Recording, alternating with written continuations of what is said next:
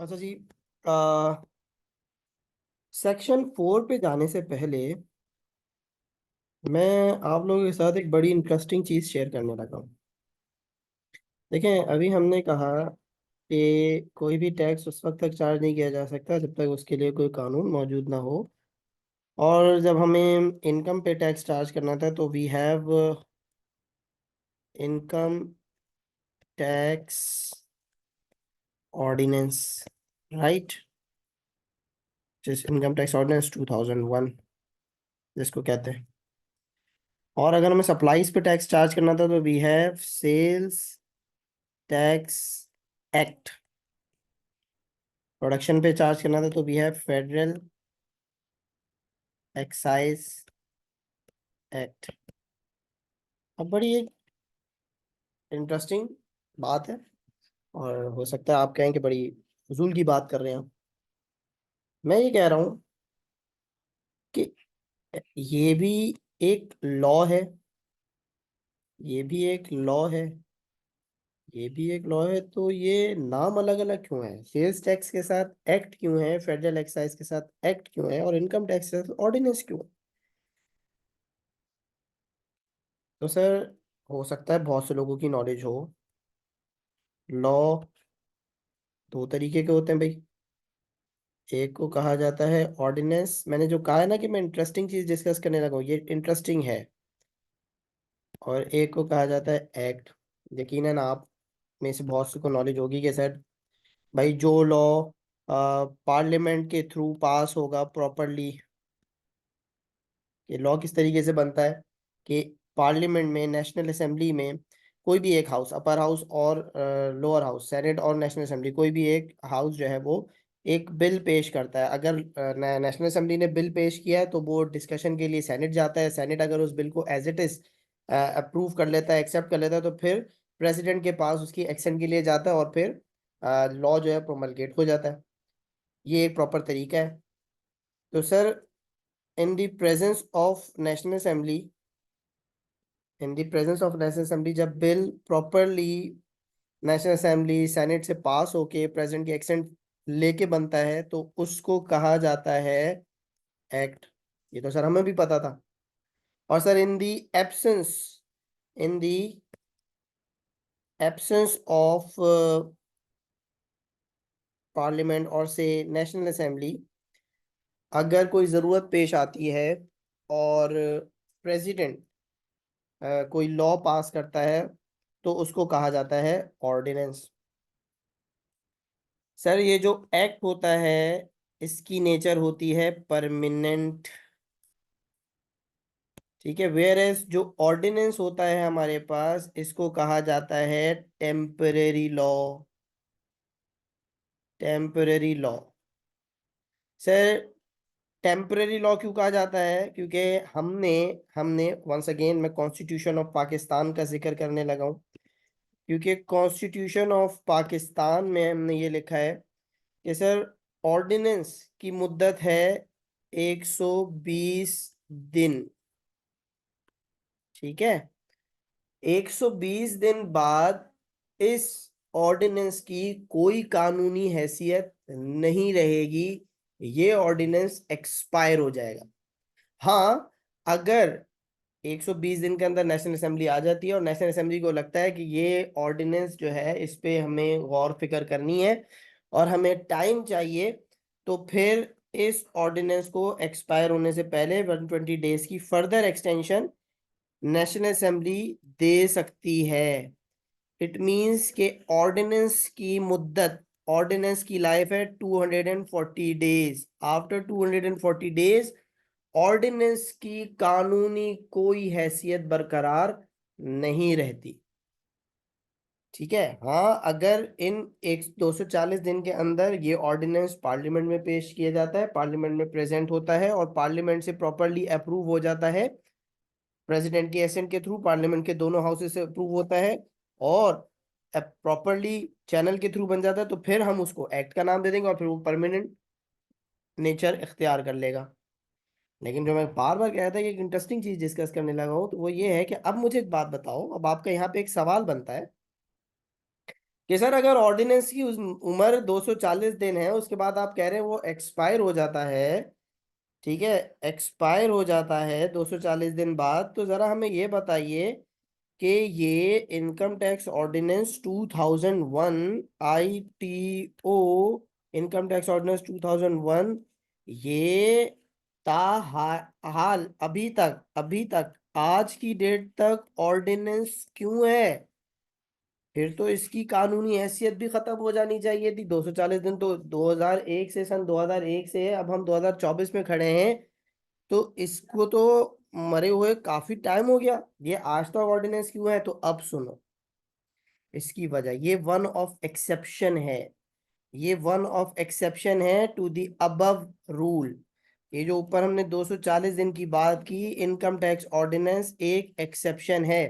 क्यों है? सुनिएगा। 2001 में, अगर हम, जो पुराने लोग हैं जो थोड़ी बहुत पॉलिटिक्स से वाबस्तगी रखते हैं, उन्हें मालूम होगा कि इस दौर में जो हुकूमत थी वो थी जनरल परवेज मुशर्रफ साहब की। और ये इनकम टैक्स ऑर्डिनेंस वो लेके आए थे क्योंकि वो उस वक्त प्रेसिडेंट थे, सदर पाकिस्तान जनरल परवेज मुशर्रफ। ठीक है। जब इनके टेन्योर के बाद नेशनल असेंबली आती है, तो आपको पता होगा उस वक्त भी जनरल परवेज मुशर्रफ ही सदर थे। उन्होंने कहा कि ये जो कानून मैंने बनाया है, ये एज इट इज अप्रूव होना चाहिए, और एज इट इज अप्रूव होगा। तो नेशनल असेंबली ने, क्योंकि आपको पता है चलती किसकी है, तो फिर नेशनल असेंबली में इस ऑर्डिनेंस को without any discussion as it is approve कर लिया गया, जिस वजह से ये आज की तारीख तक ऑर्डिनेंस है। आप कोई कहेगा सर इसको एक्ट क्यों नहीं कह रहे जब कर लिया था? सर प्रॉपर चैनल के थ्रू नहीं आया, बिल पेश नहीं हुआ, बिल की सूरत में डिस्कशन नहीं हुआ, लोअर हाउस में अपर हाउस में कोई डिस्कशन नहीं हुआ, एज इट इज बस आपने हुक्म जारी कर दिया कि इसको अप्रूव करना है, इसको एज इट इज कबूल करना है, हम ताबेदार, हमने कबूल कर लिया, लेकिन हम इसको एक्ट नहीं कह सकते। ये आज की तारीख तक ऑर्डिनेंस है और आगे भी ऑर्डिनेंस ही रहेगा। This is one of exception. तो ये थी एक बड़ी इंटरेस्टिंग बात। खैर, now we are moving towards section 4। और जैसे मैंने कहा था कि सेक्शन 4 जो कि आपका चार्जिंग सेक्शन है, जो कि आपका चार्जिंग सेक्शन है, ये मैंने आपको कल भी बताया था कि ये दरिया को कूजे में बंद करने के मुतरादिफ है। ठीक है। दरिया को कूजे में बंद करने के मुतरादिफ मतलब कि अभी मैं आपको दिखाऊंगा कि इसमें किस तरीके से पूरे आपके कंप्यूटेशनल एरिया को सम अप किया गया है सिर्फ एक सब सेक्शन के थ्रू। तो आई बिलीव कि मेरी स्क्रीन आप सबके साथ शेयर हो रही है। कल कुछ एक एरर हो गया था जिस वजह से हमारी कॉन्स्टिट्यूशन शेयर नहीं हो पाया था। मैं वो भी आप लोगों के साथ शेयर करूंगा, दिखाऊंगा आप लोगों को कि कल जो मैं आर्टिकल 77 डिस्कस कर रहा था वो क्या था। और उसमें मैंने वर्बली सब कुछ लाइन पढ़ दी थी, और मैं ये इस अजम्पशन के साथ कि शायद आप लोग से स्क्रीन शेयर हो रही है, बट अनफॉर्चुनेटली वो स्क्रीन शेयर नहीं हो रही थी। ये मुझे जब मैंने देखा रिकॉर्डिंग, तब मुझे रियलाइज़ हुआ। और अनफॉर्चुनेटली उस वक्त मैंने आप लोग की चैट भी जो है वो मिनिमाइज की हुई थी, तो मुझे पता नहीं चला। सर, सर ये रहा हमारा सेक्शन 4 का सब सेक्शन 1 आपकी स्क्रीन पर। प्लीज कंफर्म कीजिएगा। सर क्या कहता है सेक्शन?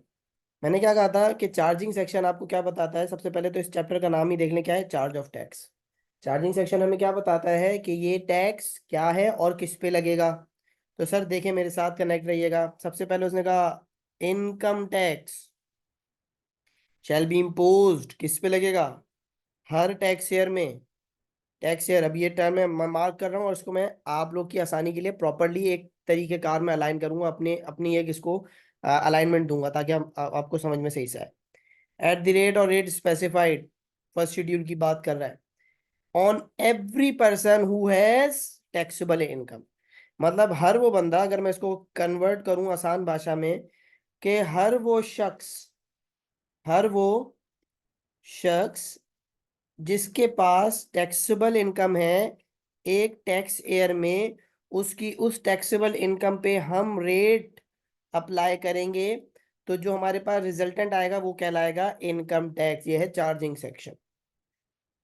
सर जरा मुझे बताइए, इसमें से मैं मोटी मोटी बातें अलग करूं और अपनी तरीके से इसको अलाइन करूं। पहले मैंने कहा पर्सन, बड़ा इंपॉर्टेंट, जो जो इंपॉर्टेंट चीज़ है मैं वो चार्जिंग सेक्शन से निकाल रहा हूँ, फिर मैं आपको दिखाऊंगा कि किस तरीके से एक बहुत बड़ा एरिया इन चार लफ्जों में सम अप किया गया है सेक्शन 4 के थ्रू। एक पर्सन हो जिसके पास टैक्सेबल इनकम हो, किस टाइम पीरियड की, एक टाइम लिमिट भी तो बताइए, ऐसे थोड़ी कि पैदाइश से लेके अब तक की टैक्सेबल इनकम, नहीं सर। एक पर्टिकुलर टैक्स ईयर में उस टैक्सेबल इनकम पे हम अप्लाई करेंगे रेट्स, तो जो रिजल्टेंट होगा वो आएगा मेरे पास इनकम टैक्स। ठीक है सर। अब सर मुझे एक बात बताएं, मैं आपसे पूछ रहा हूँ, पर्सन कौन है? अगर आपके जहन में ये आ रहा है बताइए मुझे, कौन है पर्सन? तो हो सकता है आपके इंडिविजुअल, मैं, आप, हम पर्सन है। बट क्या इनकम टैक्स ऑर्डिनेंस की दुनिया में भी यही पर्सन कहलाता है? क्योंकि मैंने आपको, याद होगा मैंने बताया था कि पर्सन कौन बताएगा? कोई भी वर्ड हो उसके बारे में हमें अगर जानना हो कि ये क्या है तो कौन बताएगा? मैं भी नहीं बताऊंगा, आप भी नहीं बता सकते। कौन बताएगा? लॉ इटसेल्फ बताएगा, खुद कानून बताएगा। तो पर्सन को इनकम टैक्स ऑर्डिनेंस ने बताया है। वो कहाँ बताया है भाई?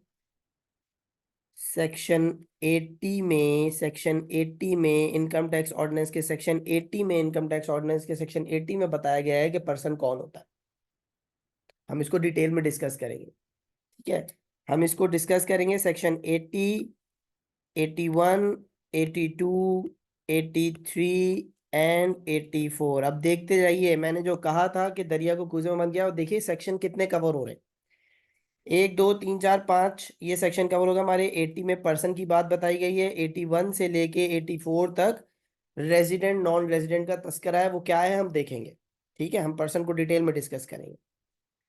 उसके बाद कहा गया कि सर एक पर्सन हो जो टैक्सेबल इनकम पे मैं थोड़ी देर में आऊंगा। टैक्सेबल इनकम अर्न करता हूँ किस दौर में? एक पर्टिकुलर टैक्स ईयर में। अब टैक्स ईयर क्या है sir? Why not financial year? Sir क्योंकि फाइनेंशियल ईयर एक कंपनी का अलग हो सकता है, कैलेंडर ईयर भी हो सकता है। शुगर इंडस्ट्रीज का फाइनेंशियल ईयर अलग होता है, सितंबर में एंड होता है, I if I am not wrong.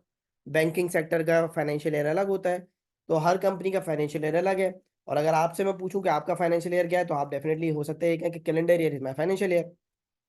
तो सर यूनिफॉर्मिटी क्लियर रखने के लिए इनकम टैक्स ऑर्डिनेंस ने अपना एक ईयर मुतरादिफ कराया जिसको कहा टैक्स ईयर। सर ये टैक्स ईयर क्या है, कौन बताएगा? सर ये टैक्स ईयर क्या है, ये हमें पता चलेगा सेक्शन 74 में, जो इंशाल्लाह हम कोशिश करेंगे आज ही कवर करें। ठीक है, सेक्शन 74। सर रेट्स का है, अभी हमने जब सेक्शन 4 देखा था, मैं दोबारा दिखाना चाहूँ तो सेक्शन 4 में उसने कहा rate specified in division 1 first schedule. इसका मतलब सर हमारे इनकम टैक्स ऑर्डिनेंस के फर्स्ट शेड्यूल में रेट्स गिवन है। फर्स्ट शेड्यूल में रेट्स गिवन है, हम वहां देखेंगे। इन रेट्स का तस्करा भी मैं इंशाल्लाह कोशिश करूंगा कवर कर लूँ। अब बात करते हैं टैक्सेबल इनकम की। ठीक है सर, ये देखें, ये कुछ सेक्शन हमारे पर्सन और उसके रिलेटेड जो रूल्स हैं रेजिडेंशियल स्टेटस के, जो बेसिक बहुत इंपॉर्टेंट कॉन्सेप्ट है, वो कवर हो गए। यहाँ सेक्शन 74 में टैक्स शेयर कवर हो गया। अब आइए सर, टैक्सेबल इनकम क्या होती है? सर टैक्सेबल इनकम सेक्शन, वैसे अगर मैं समअप करूं तो टैक्सेबल इनकम के बारे में हमारे पास सेक्शन 9 में बताया है टैक्सेबल इनकम क्या होती है। सेक्शन 9 से लेके 10, 11, 12, 13, 14 ऑनवर्ड्स एक बड़ी लंबी साइकिल चल रही है, सेक्शन ऑलमोस्ट 60D तक। Sir are you serious? जी सर, सेक्शन 9 से लेके सेक्शन 60D तक जो से तस्करा है वो सिर्फ और सिर्फ टैक्सेबल इनकम के हवाले से है। तो मैंने अगर कहा था कि दरिया को कूजे में बंद करना, तो गलत नहीं कहा। इट मीन्स कि सर 9 से लेके 60 तक टैक्सेबल इनकम, फिर सर 74 पे टैक्स क्रेडिट आ गया। बीच के कुछ सेक्शन है वो मैं भी आपको अभी दिखाऊंगा, अभी वो भी दिखाऊंगा, वो भी आपके कॉम्पिटिशनल से ही ताल्लुक रखते हैं, कॉम्पिटिशनल एस्पेक्ट से जिनका ताल्लुक है। और फिर सर 80 से लेके 84 तक आपके पर्सन का तस्करा है। तो sir this is charging section for you. ठीक है सर। अब सर हम बात करते हैं टैक्सेबल इनकम की।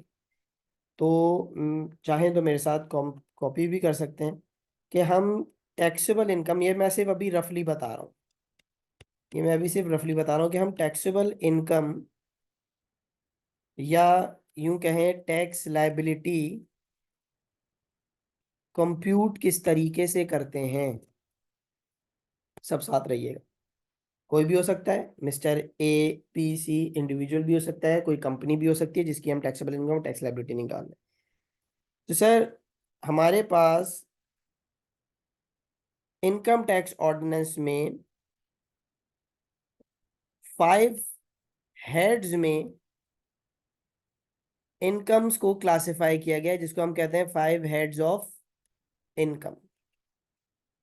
वैसे तो अगर देखा जाए तो देयर आर, अगर मैं आपसे पूछूं बताइए इनकम क्या है, तो आप में से कोई कहेगा सैलरी मेरी इनकम है, कोई कहेगा सर मैं रेंट अर्न करता हूँ वो मेरी इनकम है, कोई कहेगा सर मैं कमीशन, मेरी प्रॉपर्टी का काम है, मैं स्टेट एजेंसी का काम करता हूँ कमीशन अर्न करता हूँ वो मेरी इनकम है, कोई कहेगा डिविडेंड मेरी इनकम है, मैंने इंटरेस्ट को क्या मैंने बैंक में डिपॉजिट कराया हुआ इंटरेस्ट मेरी इनकम है। तो there are multiple types of income, लेकिन इनकम टैक्स की दुनिया में हमने सम अप किया हुआ है, इनकम टैक्स ऑर्डिनेंस में सम अप किया हुआ है 5 हेड्स ऑफ इनकम में। अब वो 5 हेड्स ऑफ इनकम क्या है sir? Salary, income from property, IFP, मैं दोबारा रिपीट कर देता हूं, इनकम फ्रॉम प्रॉपर्टी। सर फिर है हमारे पास इनकम फ्रॉम बिजनेस, फिर है हमारे पास कैपिटल गेन, और आखिर में हमारे पास है income from other sources, IFOS। ठीक है सर, अभी हम टैक्सेबल इनकम कैसे कंप्यूट करनी है ये डिस्कस करने जा रहे हैं। सबसे पहले हम लेते हैं सैलरी। ठीक है सर, एक XYZ अमाउंट होगी, आपके बताया होगा क्वेश्चन में कि भाई इन फलाना साहब की ये सैलरी है। ठीक है, फिर सर हम देखते हैं income from property. Income from property अभी मैं डिस्कस करूंगा डिटेल में, हर एक हेड को इंडिविजुअली हम देखेंगे, उस वक्त हम फर्दर चीजें देखते रहेंगे। इन शॉर्ट अगर मैं बताऊं तो इस हेड में हमारे पास जो अमाउंट चार्जेबल होती हैं, जिन पे टैक्स लगता है, वो अमाउंट चार्जेबल कहलाती हैं। उसमें से हम डिडक्शंस को माइनस करते हैं, डिडक्शंस अलाउड को माइनस करते हैं, ये मैं भी डिस्कस करूंगा deductions allowed letter.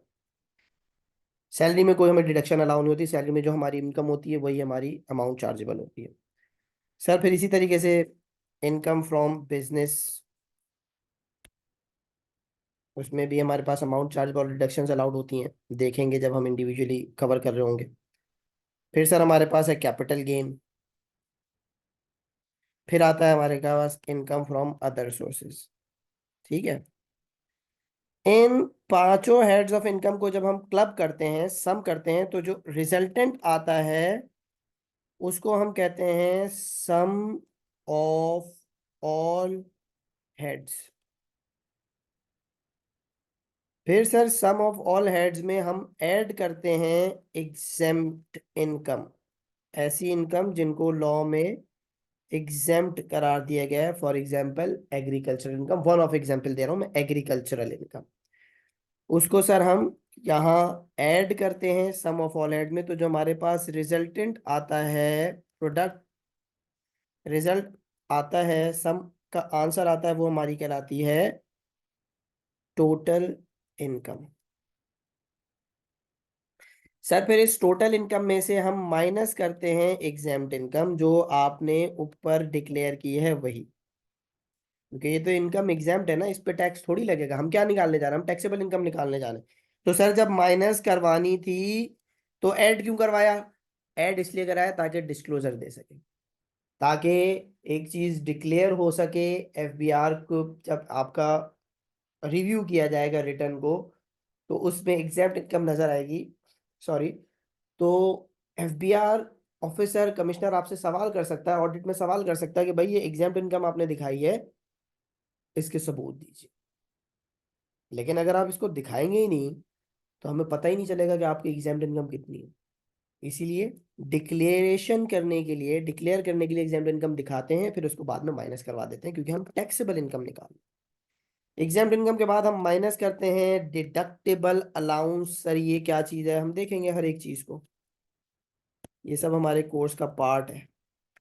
Deductible allowance जब माइनस करते हैं तो हमारे पास आ जाती है हमारी टैक्सेबल इनकम। सर अब मेरे साथ रहिएगा और जरा देखिएगा, ये जो आपने अभी पढ़ा था कि पर्सन हो जिसके पास टैक्सेबल इनकम हो, ये देख रहे हैं आप टैक्सेबल इनकम। टैक्सेबल इनकम इस तरीके से कंप्यूट की जाएगी। तो इस टैक्सेबल इनकम पे हमने क्या पढ़ा अभी सेक्शन 4 में? इस टैक्सेबल इनकम पे हम क्या करेंगे? इस टैक्सेबल इनकम पे हम रेट्स अप्लाई करेंगे according to the first schedule division 1, कि जो भी रेट्स होंगे वो अप्लाई करेंगे परसेंटेज में। तो जो मेरे पास रिजल्ट आएगा, जिसको टैक्स लायबिलिटी कहा जाता है, जिसको टैक्स लायबिलिटी कहा जाता है, वो क्या है? Income tax. यही तो लिखा है सेक्शन 4 में। ठीक है। इसके आगे भी कहानी चलती है, मैं चाहूँ तो कंप्लीट कर देता हूँ आप लोग की आसानी के लिए। इसमें से फिर हम टैक्स लायबिलिटी में से हम माइनस करते हैं टैक्स क्रेडिट। कॉम्पिटेशनल पूरा एरिया मैंने आपको बता दिया। टैक्स क्रेडिट्स माइनस करते हैं, तो मेरे पास जो रिजल्टेंट आता है वो आता है टैक्स पेबल। ये लाइबिलिटी मेरी इतनी थी, लेट से लाइबिलिटी मेरी थी 2 लाख रुपए की। टैक्स लाइबिलिटी मेरी टैक्सेबल इनकम पे जो मेरी लाइबिलिटी बनी वो बनी 2 लाख रुपए। इस 2 लाख में से मुझे टैक्स क्रेडिट मिले, लेट से 50,000 रुपए के। तो अब मुझे जो टैक्स पे करना है वो है 1.5 लाख रुपए का। लाइबिलिटी मेरी 2 लाख की थी, 50,000 का मुझे क्रेडिट मिला, एक बेनिफिट मिला। अब मैं पे कितना करूंगा एफबीआर को? 1.5 लाख रुपए। ठीक है। अब जरा मेरे साथ ये मेक श्योर कीजिए कि ये कितना बड़ा एरिया कवर हो रहा है। ठीक है सर। ये जो मैंने भी आपको बताया ना, टैक्सेबल इनकम, टोटल इनकम, ठीक है, ये है आपका सेक्शन 9, 10, 11। उसके बाद सर यहाँ से देखते रहिए, ये एरिया कवर होगा section 12, 13, 14। Sir income from property cover होगा section 15, 16, 15A। Income from business आपका सेक्शन 18 से शुरू होके जाएगा सेक्शन 36 तक। Capital gain 37, 37A, 38, 3 section capital gain के आगे। Income from other sources section 39 and 40। Sir फिर आपका सम ऑफ वॉलेट्स टोटल हो जाएगा। उसके बाद एग्जाम्शन एंड कंसेशन के नाम से आपका एक चैप्टर है जो 41 से ऑनवर्ड्स आपका चलता है अराउंड सेक्शन 55 तक। सर फिर आपका डिडक्टेबल अलाउंस डिडक्टेबल अलाउंस जो है वो आपका सेक्शन 60 से 60D तक कवर होता है। बीच में जो सेक्शन है 56 से लेके 59 तक, वो सेक्शंस हैं लॉसेस से रिलेटेड, जो एक अलग चैप्टर है जिसको भी हम कवर करेंगे, अभी नहीं, आगे आगे फर्दर क्लासेस। सर फिर हमारे पास टैक्स क्रेडिट्स जो है वो आपके शुरू होते हैं 61 डोनेशन से ऑलमोस्ट 65G तक। This is what I was saying कि चार्जिंग सेक्शन में इतना सब कुछ कवर हो रहा है। कहने को सिर्फ सर 4 लफ्ज हैं, कहने को सिर्फ 4 लफ्ज हैं, लेकिन चार्जिंग सेक्शन की पावर देंगे कि उसने सब कुछ कवर किया है। कि पर्सन जो टैक्सेबल इनकम अर्न करता हो एक पर्टिकुलर टैक्स ईयर में, उस पर्टिकुलर टैक्सेबल इनकम पे हम रेट्स अप्लाई करेंगे, तो जो हमारे पास आंसर आएगा वो मेरा कहलाएगा income tax. This is the charging section of income tax ordinance. क्या यहां तक किसी को कोई कंफ्यूजन, किसी को कोई सवाल? आई बिलीव यहाँ तक सब क्लियर होगा। अगर यहाँ तक सब क्लियर है तो फिर हम one by one in concepts को, चार्जिंग सेक्शन के इन कॉन्सेप्ट्स को ओपन करते हैं, खुल के डिस्कस करते हैं, ठीक है, ताकि फिर हम टैक्स रेट्स को डिस्कस कर लें, फर्स्ट रेट्स को, टैक्स ईयर को डिस्कस कर लें, रेट्स को डिस्कस कर लें, पर्सन को डिस्कस कर लें जल्दी से, क्विकली, विद इन 2 और 3 लेक्चर्स। तो फिर हम अपने एक बड़े चंक की तरफ बढ़ेंगे जो है हमारा टैक्सेबल इनकम, जो जिस पे हमारा पूरा कोर्स, पूरा सिलेबस मैटर करता है, ठीक है। अच्छा, यहाँ एक बात नोट कर, यहाँ एक बात मैं आपको एडिशनल बताना चाह रहा हूँ स्ट्रेटेजिकली। देखें, कोई भी लॉ होता है ना, कोई भी लॉ होता है, मैं इनकम टैक्स मतलब ऑर्डिनेंस और एक्ट के डिफरेंस की बात नहीं कर रहा, कोई भी लॉ होता है ना, लॉ एक कानून है, set of rules and obligations, set of procedures. तो अब ये इनकम टैक्स जो है, ये आपको, मैं ये अपने पास, ये मेरी अपनी अंडरस्टैंडिंग है जो मैं बता रहा हूँ, कि कुछ जो सेक्शन है वो है कॉम्प्यूटेशनल।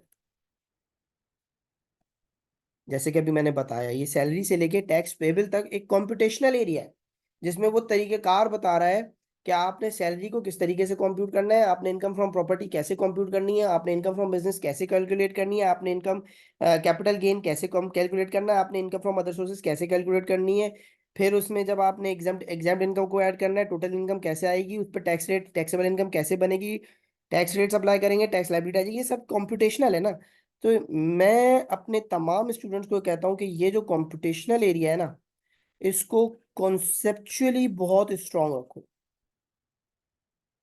इसको कॉन्सेप्चुअली स्ट्रांग रखो, क्योंकि उम्मन आप लोग लर्निंग याद करने भाग जाते हो, तो कॉन्सेप्चुअली कॉम्पिटिशनल एरिया को कॉन्सेप्चुअली जितना अच्छा स्ट्रांग रखोगे, मैं ये कह रहा हूँ कि तुम लोग को याद करने की जरूरत नहीं पड़ेगी, तुम लोग खुद इतने कॉन्सेप्चुअली स्ट्रांग होगे, सब कवर कर सकते हो कॉम्पिटिशनल एरिया। तो लॉ में एक दूसरा एरिया जो होता है वो होता है प्रोसीजर। प्रोसीजरल मतलब सर, ये आपने कंप्यूटेशन करके क्या करना है, इस कंप्यूटेशन को करने के बाद आपने क्या करना है सर, रिटर्न फाइल करना है।